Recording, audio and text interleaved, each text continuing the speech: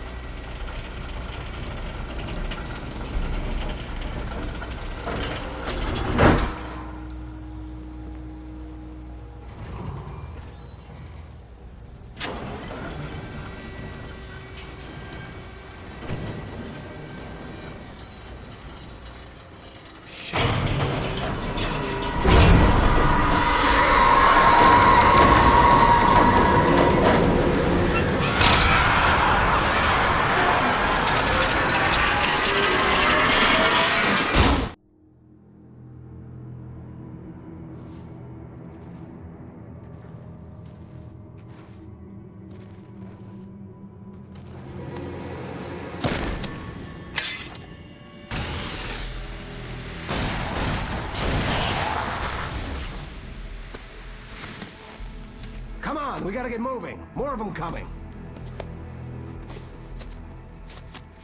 That flashlight's kid stuff.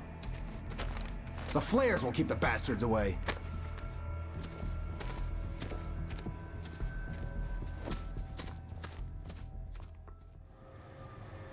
You can see them too?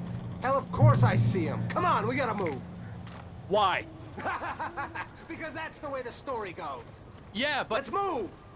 I lost my gun back there. Oh, I've got a gun. Just keep that light steady on him. It took a moment, but then I recognized him. He'd been on the ferry when I first arrived here with Alice. He knew my name. We were headed in the direction of Lover's Peak. There was no way this was a coincidence. He was the kidnapper. Come on, Wake! You better keep up.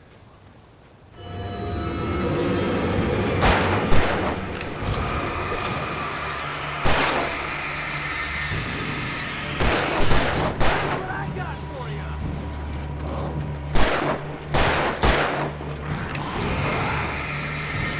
Bring it!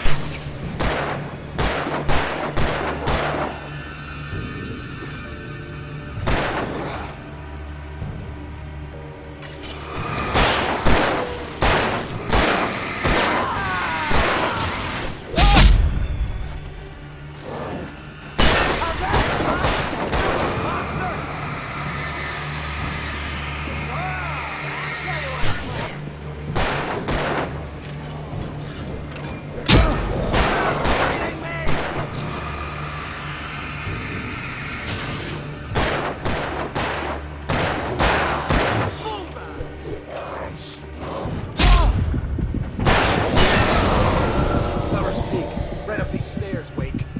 Use the flares from the emergency box to hold them off while I get these boards off. Give me the gun. Yeah, no can do. Are you kidding? Give me the gun! No time for back talk.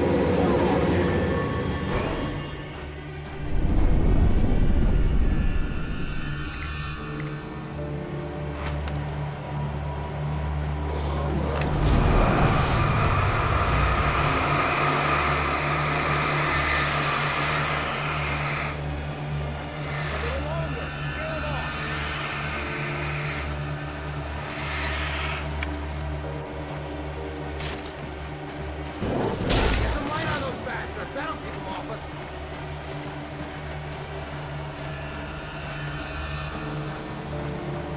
Just a little longer. I almost got it. Okay, it's open. Move it or lose it.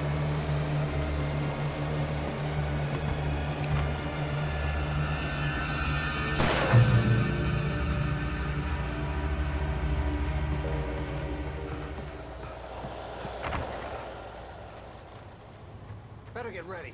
They'll be on us soon.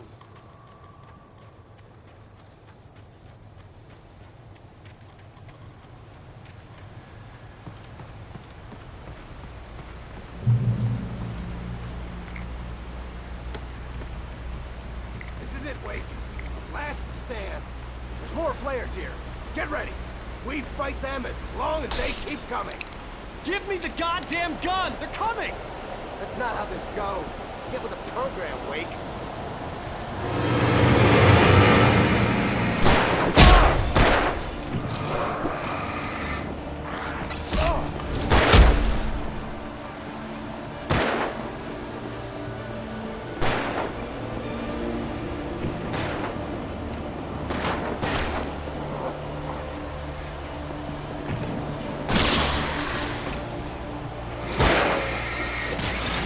Damn it! Now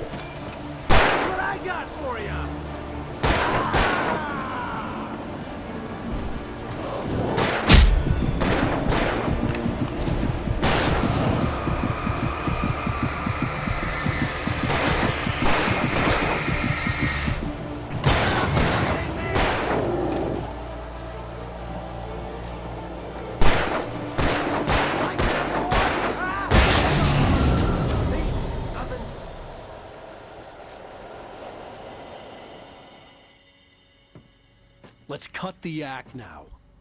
Where's my wife? I knew you were gonna say that. I read it all before. You're a hell of a writer. Congratulations. You're gonna bring about something glorious and terrible once we get you some proper editorial control. What the hell are you talking about? Where's Alice? I want the entire manuscript, or she's gonna suffer bad. You touch her out.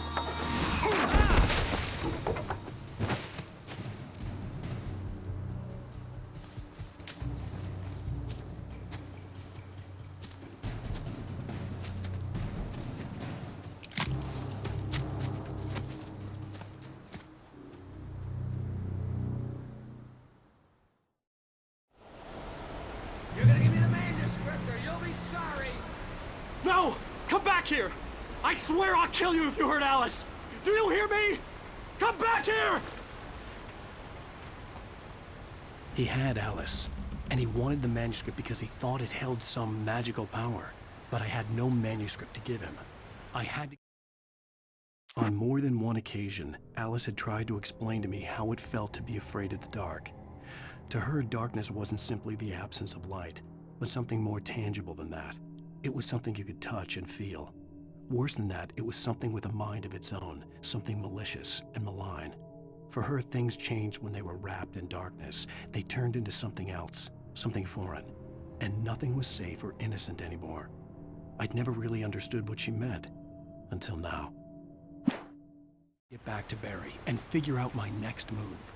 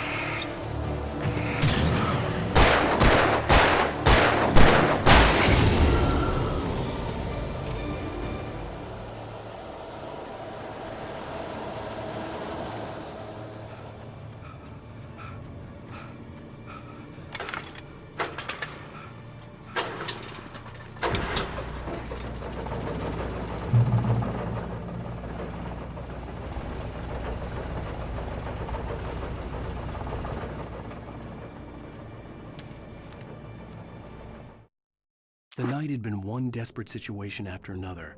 I was exhausted, and my body felt as though it had been chewed up and spat out. The flashlight was heavy in my hand, and each pull of the trigger sent a painful shock up my arm.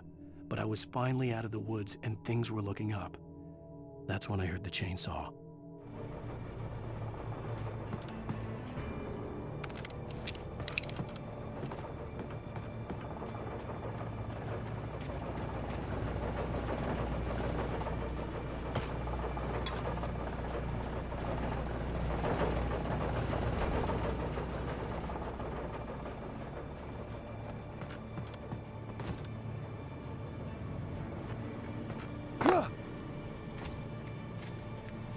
I had heard the plane fall. It made no sense. It was clear that it had just fallen here, but it was very old and obviously hadn't flown in decades. Looking at it sent a shiver down my spine.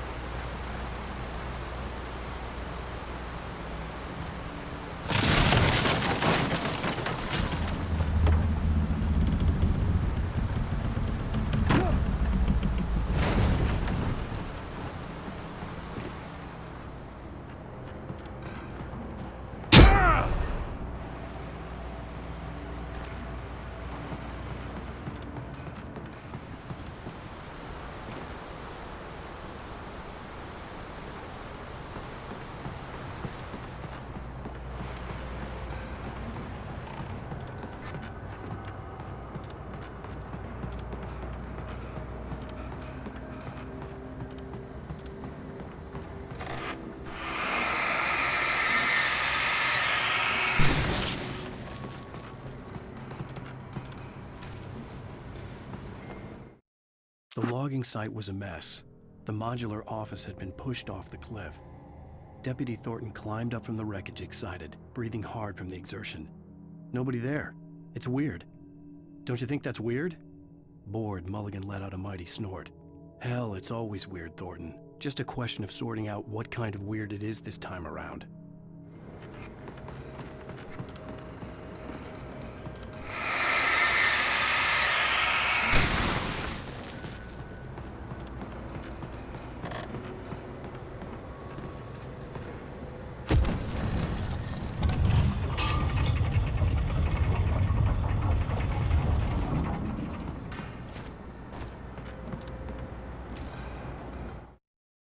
When Barry saw the darkness attack the visitor center, it made him a believer.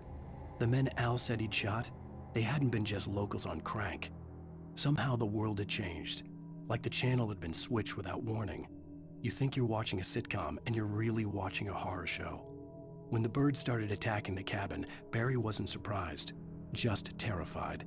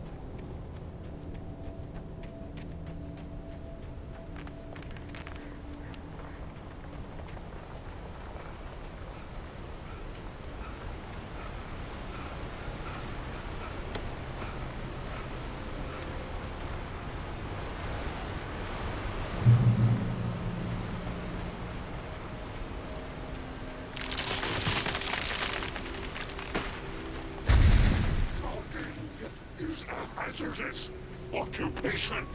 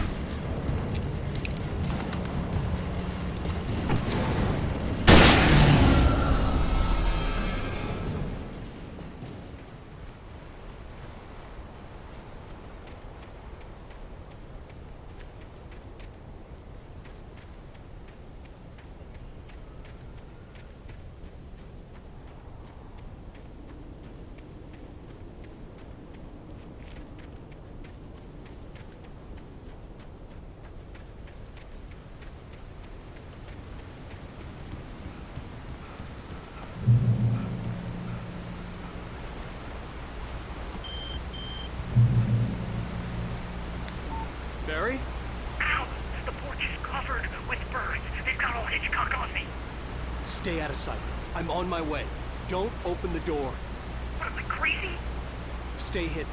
I'll be there soon. Just make sure you keep the lights on.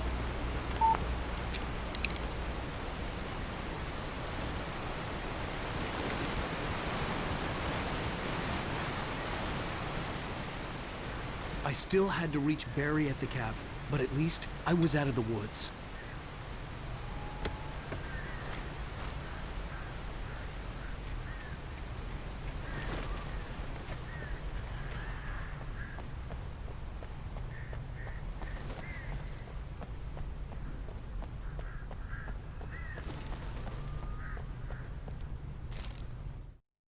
The FBI agent's command froze me in place.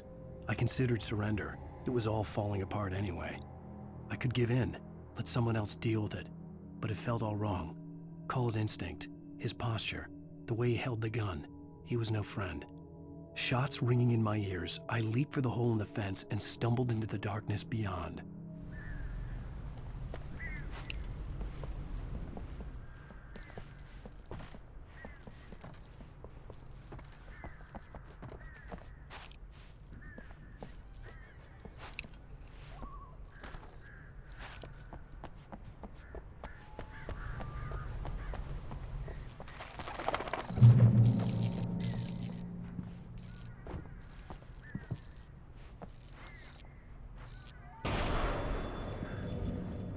A story is not a machine that does what you tell it. A story is a beast with a life of its own. You can create it, shape it, but as the story grows, it starts wanting things of its own. Change one thing and you set off a chain reaction of events that spreads through the whole thing. The characters have to be true to themselves. The events need to follow a logic that fits the story. A single flaw and the magic is gone. The story dies. Alice dies. You can hold on nature and yourself.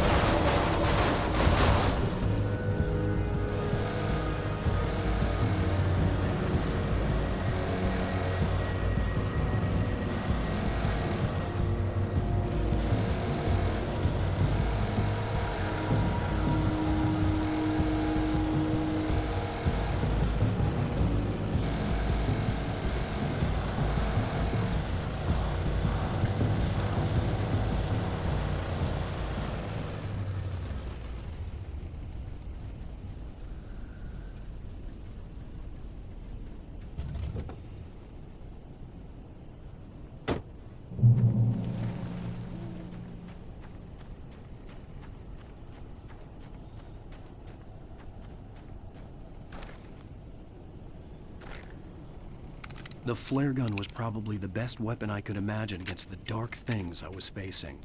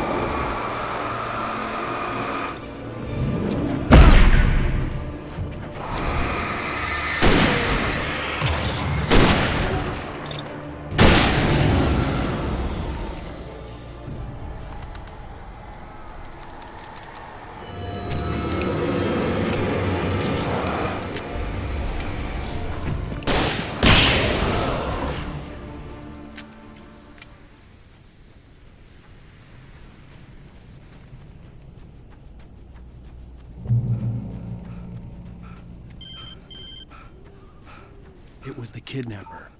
You son of a bitch! Where's my wife? Enough horseplay, Wake. You deliver the manuscript, and you can have your woman back. Simple as that. I don't... Listen. Listen. I'm gonna need time to finish it.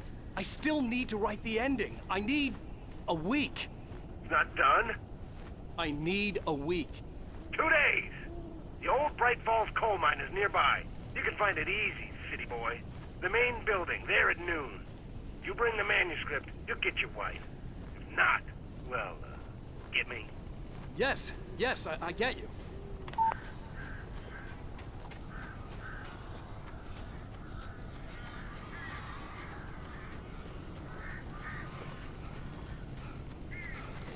Barry had talked about birds over the phone.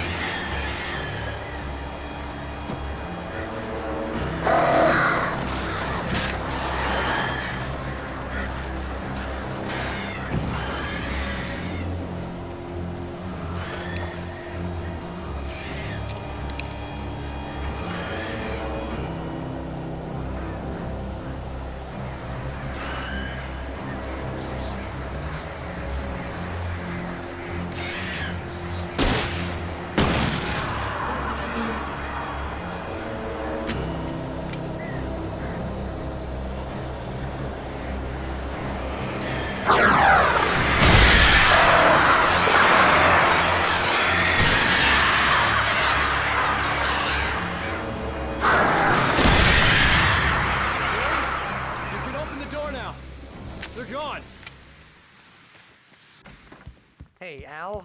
I'm sorry for thinking you were having a psychotic episode, man. I sent Barry to the town to ask around about a man fitting the kidnapper's description. He'd go through the archives of the local paper. Perhaps he could learn something. Anything about the island and the cabin that had disappeared. The man wanted a manuscript. I had to try to write him one to get Alice back.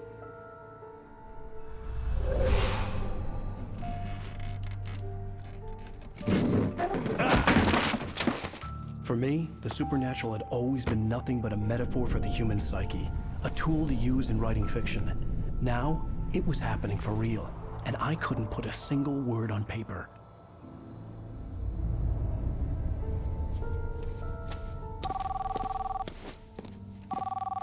Barry Wheeler speaking. This is Rose. Rose? I found Mr. Wake's pages. Oh, you sweet, brilliant girl. Could you and Mr. Wake come get them? I live in the trailer park outside the town. We'll be there in less than an hour. I know. See you soon. Have a great day. Hope you come back soon.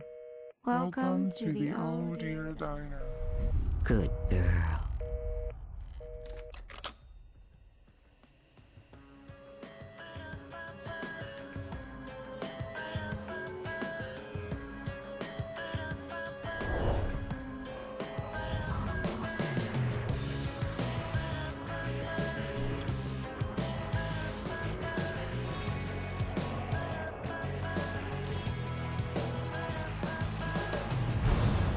Come here.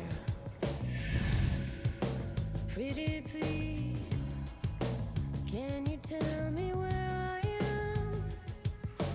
You want to say something?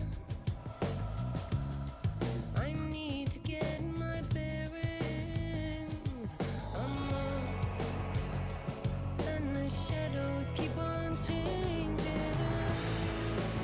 And I'm haunted by the lives that I've loved and actions I have hated. I'm haunted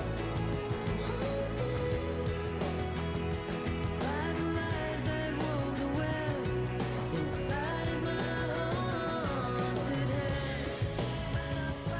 head. Previously on Alan Wake, Alice has been kidnapped. Alan, please help me. Alice? You'll do exactly what I say if you ever want to see your wife again. I can't tell anyone except my agent Barry. Damn it, Barry, they'll kill her. You're my best friend, and I'm worried that you're not right in the head. The ransom is a manuscript I supposedly wrote that's coming true before my eyes. It happened just the way it was on that page. So dark. I have found only a few scattered pages. I want the entire manuscript. The deadline is in 2 days. I found Mr. Wake's pages.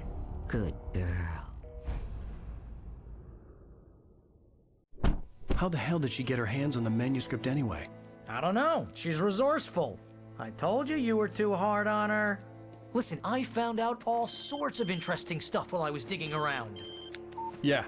Mr. Wake, it's Sheriff Breaker. We have an FBI agent here, Agent Nightingale. FBI?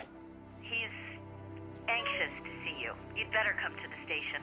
Okay, I'll be right over, Sheriff. Let's make this quick, huh? Help you folks? Name's Randolph. I'm the manager. We're looking for Rose. Works as a waitress down at the diner. Rose, sure. Nice girl. Who wants to know? I'm Alan Wake. The writer, huh? I heard on the radio you were visiting. Well, I'll show you her trailer. That Rose, she's a nice girl. Always pays her rent on time. As I was saying, Al, I found all sorts of weird stuff from the local newspaper's archives. This place is crazy. Disappearances, mysterious deaths, urban legends come true, and get this, most of this stuff takes place around Cauldron Lake. Well, you ain't wrong, mister. The Indians thought the lake was a doorway to the underworld. I'm the God-fearing type myself. I don't hold with that sort of thing. Yeah, okay. Anyway, there was an island there owned by a guy called Thomas Zane. Now, some of the articles I found about him make him out to be a famous writer, but I ran a bunch of searches, couldn't find a single thing he wrote. Zane was heavily into diving, so much so that the place came to be called Diver's Isle. but the volcano under the lake erupted in 1970, and Zane went down with the island.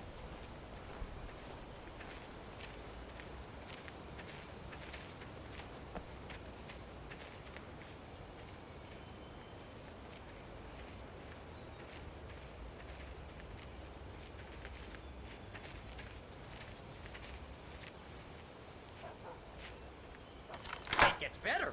A local girl, Barbara Jagger, drowned in Cauldron Lake just a week earlier. They were lovers. Sure, Jagger's a local spook story. The Scratching Hag comes for you in the dark. Childish stuff like that. Anyway, Al, I'm just getting to the best part. All of the articles about this stuff were written by Cynthia Weaver. I asked around, and she's that crazy bag lady you met. What, the lamp lady? She can be a little loopy, but she's not homeless or anything. Yeah, anyway, she knew both Jagger and Zane before they both died, and she had some kind of a breakdown.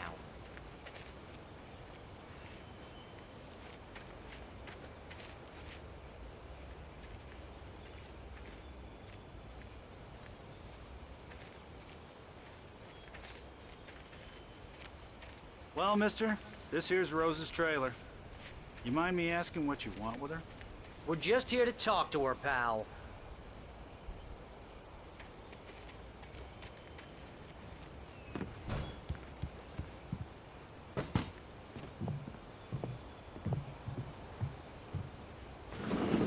Welcome to...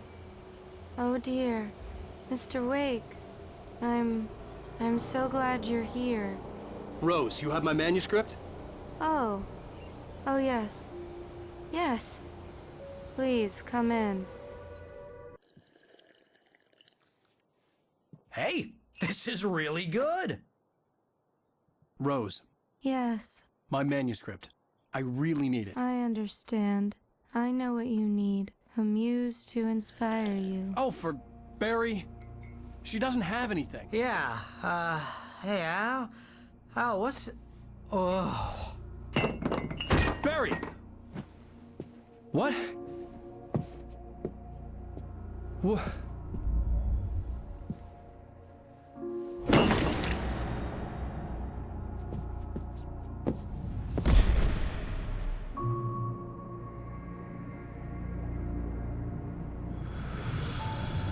It's coming for you, hiding in my barber's skin. I'm too weak to stop it. You must turn the lights on. I promised I'd come visit you and your lovely wife. You must finish what you started. I insist. You must turn the lights on. Turn the light on. Back to work, boy.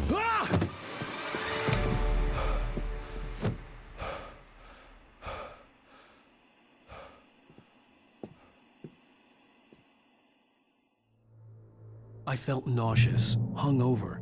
Only anger kept me going. Rose took a day from me. I had less than 12 hours left to meet the kidnapper. All I could do was get Barry into the car, work something out once I got on the road. In a funeral dress. I call her Barbara Jagger. She's very strict. I'm running faster and faster. My manuscript is being heavily revised. The edits are getting very aggressive, and each day there's less of me and more of her. No, she's right. She promises me I can save Alice this way. She knows more of this than I do. About the complex incantation I'm attempting. About this place. She's worked with another writer under similar circumstances, Thomas Zane. The genre of the story seems to be shifting.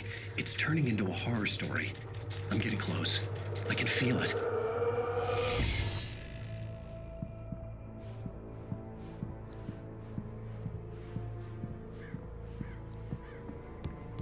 My gun and flashlight were gone. I'd have to find a way to get Barry into the car as quickly as possible. There was no time to waste. Mr. Randolph liked Rose. That little smile she had. How she was still sweet when life had tried so hard to make her bitter. It wasn't any of his business what she did in her trailer. But those strangers, the writer and his smart-ass sidekick, looked like trouble. And they'd been in there for hours. way past her normal bedtime. He reached for the phone and called the sheriff's station.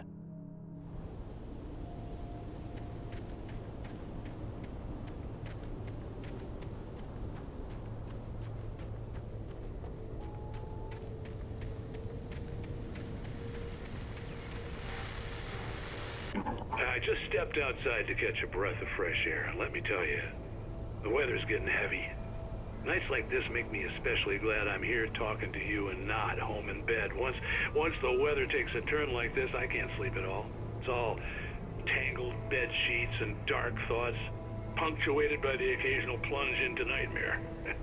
Is it just me? Well, perhaps it is. But I hope I can make the night a little bit easier to get through. Caller, you're on KBF FM. Hey, Pat, it's Walt Snyder. What's on your mind, Walt? Well, I am the way you are, but, well, I can't sleep either, you know? I just been staring out the window here, trying to make sense of it all, but,